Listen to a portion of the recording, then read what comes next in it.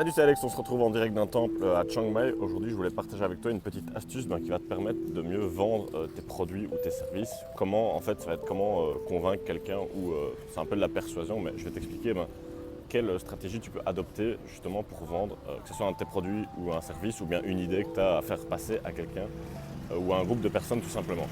En fait, ça m'a été un petit peu inspiré. Hier, je passais devant un chantier, ici je suis à Chiang Mai en Thaïlande.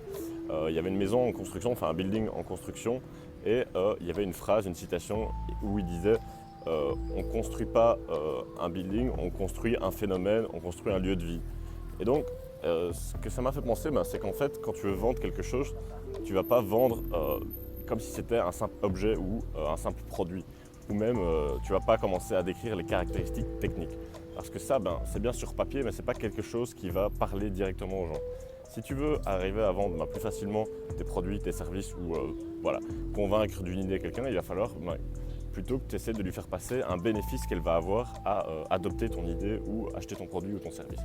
Il faut que tu lui fasses comprendre que ce n'est pas juste un petit objet, mais c'est quelque chose qui va changer sa vie. Enfin, même si c'est un petit changement dans sa vie, ça va quand même apporter quelque chose de plus à sa vie. Là, par exemple, ils auraient très bien pu faire un panneau, voilà, les appartements vont faire autant de mètres carrés, machin, etc. Mais ils ont préféré mettre, on va construire un lieu de vie. Et du coup, les personnes vont s'imaginer vivre dans cet endroit. Donc, c'est ça qui va faire toute la différence. C'est pareil, on voit ça souvent dans les grandes marques. Je veux dire, si tu compares des marques d'ordinateurs, tu vas comparer par exemple Apple et d'autres marques, tu remarques qu'Apple va plus se baser sur, il va te faire visualiser la manière dont tu vas être avec l'ordinateur, il va te faire rattacher à des valeurs, tandis que peut-être d'autres entreprises vont juste mettre, il a un bon disque dur, il a un bon processeur, juste des chiffres et des caractéristiques techniques. Donc, en général, les caractéristiques techniques, c'est pas ça qui fait vendre. Ce qui fait vendre, c'est les émotions tout simplement. Parce que les caractéristiques techniques, c'est juste des chiffres, c'est des arguments de vente rationnels en fait. Et il faut savoir que les décisions d'achat, pour la plupart des achats, elles sont faites non pas rationnellement, mais émotionnellement. Donc quand les gens se voient avec cet objet, quand les gens ont envie, quand ça suscite de l'émotion chez les personnes, c'est là que les gens décident de passer à l'action et de faire un achat ou un investissement, peu importe. Et c'est pareil, peu importe les domaines. Enfin, je veux dire, ça t'est déjà sûrement arrivé. Tu vas peut-être dans un magasin de vêtements, tu vois un vêtement et puis t'accroches directement, peu importe le prix, peu importe s'il n'y a pas la taille, tu iras le chercher dans un autre magasin parce que tu as eu un coup de cœur, comme on dit, un coup de cœur. Et c'est comme ça que ça se passe. Pareil, quand tu vois, je sais pas, c'est souvent comme ça quand tu essaies par exemple une voiture, tu rentres, tu l'essayes et puis bam, ça te fait ressentir quelque chose et puis finalement tu l'achètes parce que tu es un petit peu, ça t'a créé une certaine émotion et tu le vois bien au volant de cette voiture, par exemple. Donc, quand tu vends quelque chose, essaie pas de dire mon prix est pas cher, regarde les caractéristiques techniques ou ce genre de choses. C'est pas quelque chose qui fait vendre en général. Tu dois juste essayer de faire ressentir de l'émotion à la personne d'une quelque manière que ce soit. Simplement, tu peux essayer de lui faire visualiser quand elle aura acheté ton produit ou ton service, ou bien tu lui diras tu vas devenir tel type de personne. C'est pareil pour certaines marques de luxe. Pourquoi certaines personnes sont prêtes à payer un prix aussi cher pour des objets tout simplement? Parce que ça les fait ressentir comme si elles étaient dans une classe plus supérieure. Enfin, c'est un peu bizarre à dire, mais en gros, tu achètes un statut social. C'est un peu comme les personnes qui achètent une Rolex ou ce genre de choses, mais qui ne sont pas spécialement amateurs de montres. En gros, ils veulent juste montrer à la société qu'ils ont réussi et qu'ils veulent se sentir un petit peu spéciaux. Et c'est ça qu'arrivent à faire les grandes marques, elles arrivent tout simplement à créer ce côté désirable simplement parce que c'est cher et c'est plus élevé, mais peu importe les caractéristiques techniques, les personnes ne vont pas se dire je vais analyser les caractéristiques de la montre, pour la plupart. Pareil pour les voitures de sport, de luxe, je veux dire. Après, je peux peut-être me tromper, c'est juste mon avis, mais en général, j'ai l'impression que tout ce qui est marque de luxe, etc., ils arrivent juste très bien à faire ressentir ce petit sentiment de supériorité qui va leur permettre de faire ressentir une émotion aux personnes qui sont intéressées par leurs produits.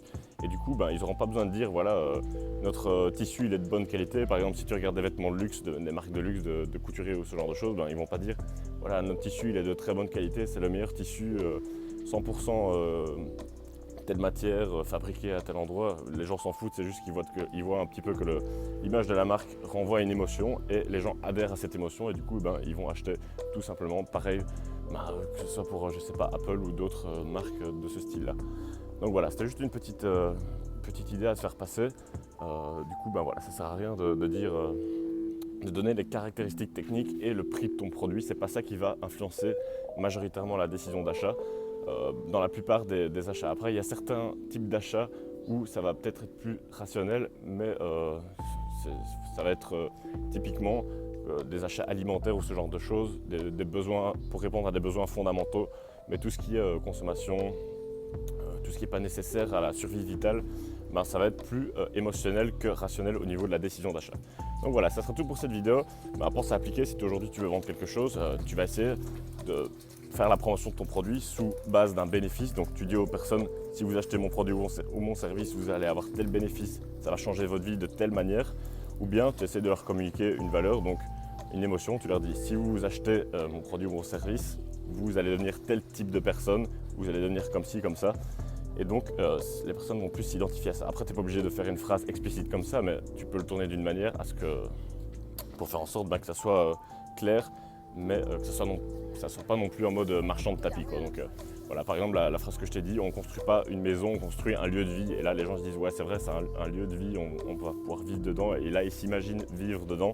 Et du coup, c'est beaucoup plus vendeur que de juste dire, voilà, il va faire 30 mètres carrés et ça sera autant en argent. Donc voilà, ça sera tout pour cette vidéo. Si aujourd'hui tu veux créer une entreprise, ben, je t'invite à... je t'ai proposé en fait une formation, le lien se trouve juste en dessous dans la description, tu peux la rejoindre. Je t'expliquerai comment je suis passé d'étudiant, j'ai arrêté mes études, maintenant je vis totalement de mes business. Donc voilà, tu peux aussi me rejoindre d'ailleurs sur les réseaux sociaux si tu veux en savoir plus.